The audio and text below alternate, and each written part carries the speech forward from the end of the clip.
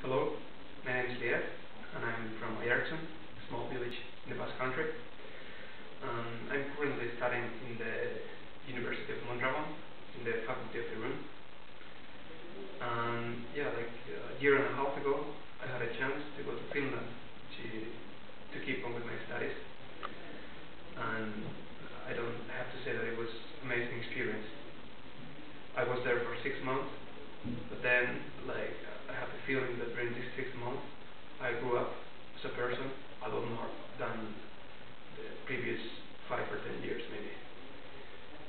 The thing is that I was there alone. I mean, I didn't know anyone there when I arrived. So the situation of being alone, not having at the beginning like your family or your friends like supporting you, it made me grow so much as a person. And I opened up so much to the people. I met like fantastic, wonderful people there. So I cannot describe how it was, and like I would totally recommend to everyone to go abroad to make part of their studies if they can, like because it will be an experience that you will never forget. You will meet people from all around Europe, or even from all around the world. So then you will have friends